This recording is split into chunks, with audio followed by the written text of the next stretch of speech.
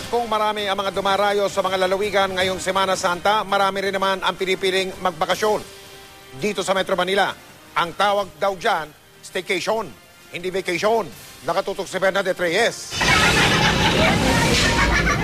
Enjoy na enjoy ang mga chikiting na ito sa pagtatampisaw sa inflatable swimming pool sa kanilang bahay. Libre na, sawa pa raw sila sa pagsiswimming. Dito po, makakasama ko na po yung mga pinsan ko, libre pa po. Magastos pang araw kung lalayo pa sa Maynila ngayong Holy Week, kaya mag-staycation na lang. Punta pa kami sa mga swimming pool. Wala po kaming budget, kaya dito na lang mas ma-enjoy pa po, nakikita pa po namin yung mga bata. Hango sa mga salitang stay at home at vacation.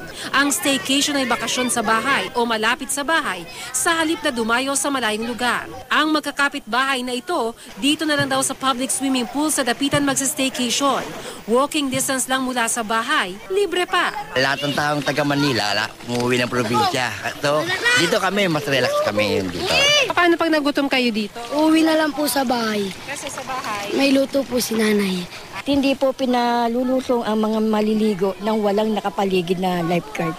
kung sariwang hangin naman sa syudad ang hanap, punta na sa Ninoy Aquino Parks and Wildlife sa Quezon City. Dito nga nagpiknik sina Eloisa at mga kaibigan. Parang probinsya na rin po ito. Yung sariwang hangin tapos parang tahimik. Pwede rin mag-check-in sa mga hotel.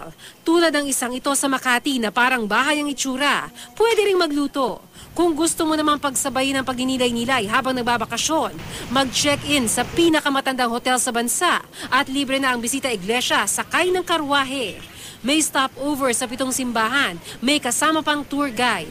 Tamang-tama para sa magpinsang ito na hindi raw pamilyar sa mga simbahan sa Maynila. Very informative yung tour and then you get to reflect then at the same time.